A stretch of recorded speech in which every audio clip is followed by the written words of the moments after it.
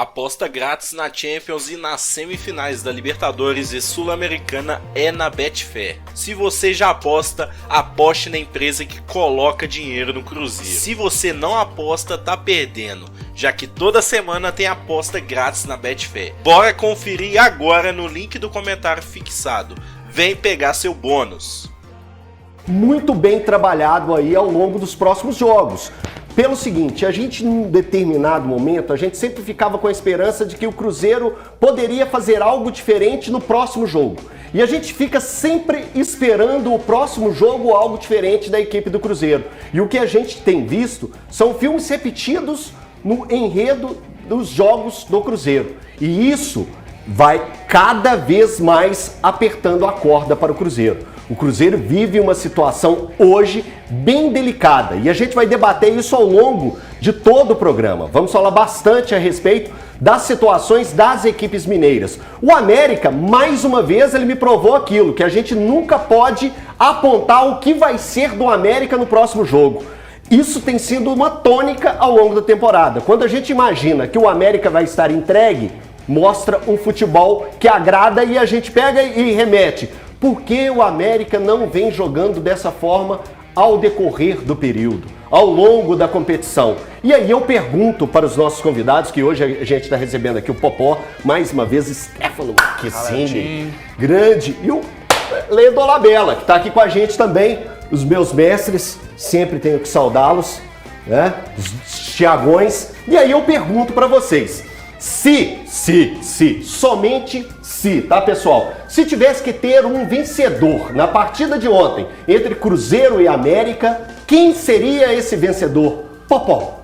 Boa tarde, Altim, boa tarde, os companheiros, todo mundo ligado em casa. Um vencedor seria quem não assistiu o jogo, né? Porque, pelo amor de Deus, mas em campo, pelo que foi o desenrolar do segundo tempo, o América saindo com os 3 pontos não seria nenhum absurdo, até porque o Cruzeiro ficou com 1 a menos, mas é um jogo que a gente pega e a gente tem que recortar ele muito bem para entender tudo o que acontece, né?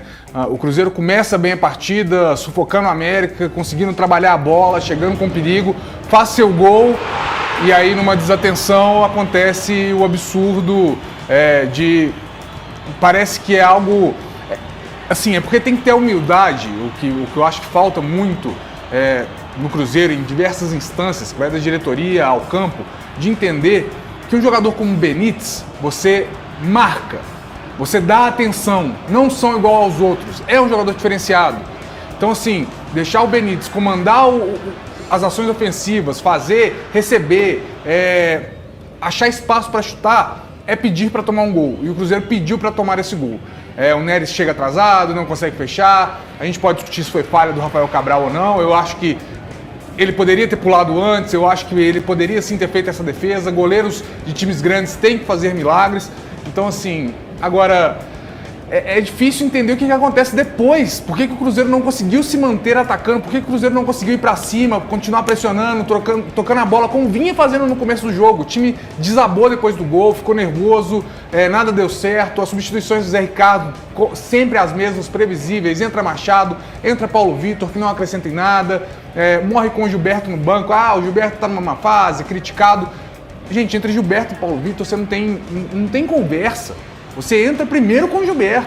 Se precisar de um velocista, alguma coisa, se o Zé vê alguma coisa no Paulo Vitor que a gente não vê, aí tudo bem, mas não faz sentido. Para mim, o Cruzeiro hoje sofre, dentre todos os problemas, que é a falta de resultado, também agora com a falta de desempenho. Ô Valu, o Popó disse que tenta achar uma explicação para as quedas do Cruzeiro, principalmente pós sofrer um gol.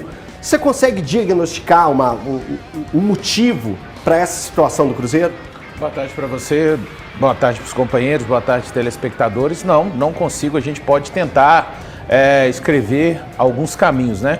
Com relação ao merecimento do América, futebol não existe merecimento, futebol existe eficiência. Então, se o jogo terminou empatado, tanto o Cruzeiro quanto o América foram incompetentes o suficiente para não produzirem o resultado da vitória. Não existe merecimento nem justiça no futebol. Existe ser eficiente ou não ser eficiente o suficiente. Com relação ao Cruzeiro, eu vejo o time fez um jogo bom até os 10 minutos, depois o América conseguiu ter um pouco a bola e tirar aquela pressão inicial do Cruzeiro. Aos 20, quando sai o gol, eu imaginava que o Cruzeiro fosse reter um pouco mais a bola, ter um pouco mais de tranquilidade no jogo. Só que o Cruzeiro achou que o jogo acabou aos 20 minutos após ter feito o gol.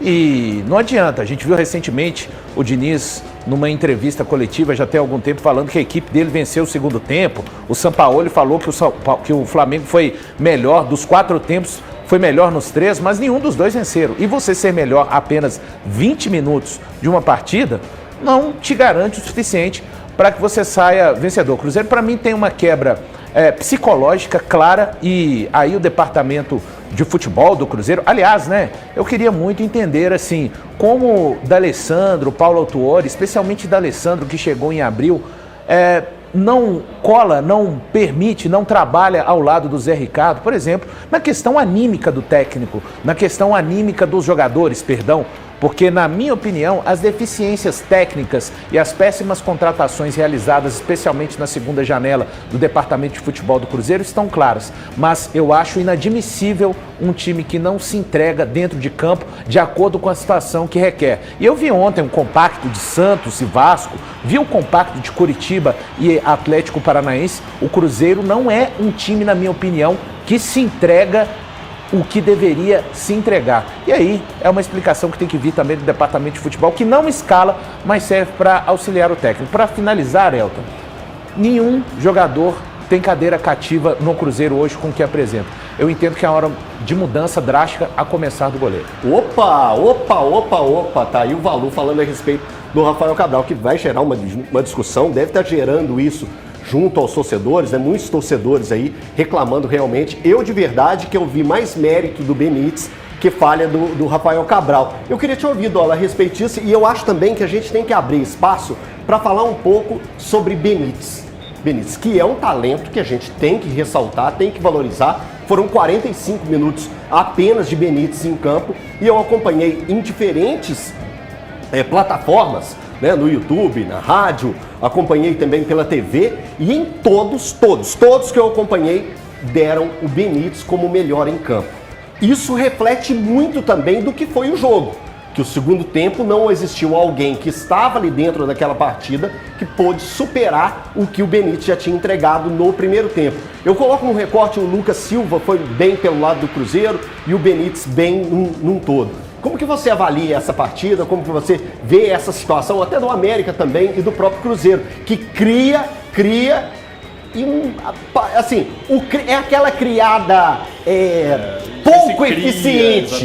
É a criada pouco eficiente, que ali já no penúltimo passe o Cruzeiro eu acho que já está meio desconfortável. Como que você avalia isso? Boa tarde, Elton, companheiros, pessoal de casa. Primeiramente, eu também vejo o Benítez com um mérito maior no lance do gol. Acho que ele foi muito bem no giro, né? E já se preparou, posicionou bem o corpo, o gesto técnico dele foi muito bom, a batida na bola também foi boa, foi bem no cantinho, não achei falha do Rafael, não. E o fato dele ter destoado tanto, Elton, não diz só sobre como foi o jogo, diz sobre os dois elencos também, né? Ele é um jogador muito diferente de todos os outros que a gente tinha em campo mesmo, individualmente falando, né? Ele tem uma capacidade técnica que ninguém mais ali tinha. Então ele sobrou mesmo na partida, apesar de terem sido só 45 minutos. Foi o suficiente mesmo para colocá-lo como melhor em campo, eu também colocaria, né? Também votaria nele como o melhor da partida justamente por isso. Ele é um cara que faz o que nenhum outro ali teria condição de fazer mesmo. Nem no melhor dia deles, um dos outros jogadores que estava em campo conseguiria repetir a atuação do Benítez. E isso automaticamente liga o alerta para as duas equipes quanto à matemática do campeonato. Né? São duas equipes com fragilidades, duas equipes com momentos complicados na situação, que agora tende a ficar cada vez mais difícil porque pressiona muito o psicológico, agora começa a entrar muito mais em campo.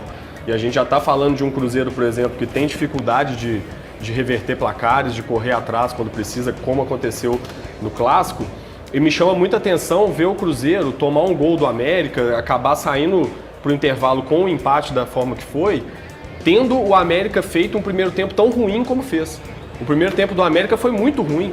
O meio-campo do América não se encontrou hora nenhuma no primeiro tempo. O América saiu completamente satisfeito do jogo no primeiro tempo. O Juninho deu uma entrevista, inclusive, ao fim do jogo, ressaltando isso, falando que o nosso primeiro tempo foi horroroso. E ainda assim o América, sem jogar tudo que podia, só porque tinha o Benítez, numa tarde um pouco mais inspirada, conseguiu arrancar esse empate do Cruzeiro e sustentar esse empate para o intervalo. E aí a gente precisa discutir, ao longo do programa vamos falar muito também, dessa parte da criação de jogadas do Cruzeiro, porque sinceramente, né, a gente até semana passada teve uma discussão aqui no estúdio sobre se o problema era mais a armação ou mais o centroavante. Vendo o jogo de ontem do Cruzeiro, eu diria o seguinte, se tiver o Lewandowski de 9 no Cruzeiro, ele passa fome. Ele não faz gol facilmente. Claro que estou exagerando um pouquinho, mas o Lewandowski ali não fazia muito mais do que um Gilberto da vida faz, porque o Lewandowski não ia receber boas bolas. O Cruzeiro não tem soluções coletivas que colocam os atacantes em ótimas condições para finalização. Diz pra mim, tem algum assunto que você curte bastante, que se você pudesse, você passaria horas falando sobre esse assunto? Pode ser, sei lá, futebol, games, animes, empreendedorismo, qualquer coisa. Se a resposta foi sim, então você já tem 50% do que você precisa para ter um canal de sucesso aqui no YouTube, mesmo que você não queira aparecer nem botar sua voz. Agora a tua missão é encontrar os outros 50%, que é aprender a criar títulos e capas chamativas para fazer com que as pessoas cliquem para assistirem seus vídeos. Aprender a criar um bom roteiro para fazer com que as pessoas fiquem do início ao fim do seu vídeo. Aprender a fazer com que o próprio YouTube divulgue teus vídeos de graça para você atingir mais e mais pessoas. Saber transformar o teu canal num verdadeiro negócio para conseguir monetizar ele mais rápido possível e todo mês colocar dinheiro no teu bolso, mesmo sem você aparecer. Enfim, tudo que você precisa agora é encontrar as melhores estratégias para criar, crescer e monetizar um canal sem aparecer. E se você quiser tudo isso de maneira simples e passo a passo, por só R$29 por mês, aperta aqui no primeiro link da descrição ou no comentário fixado que eu vou te ajudar.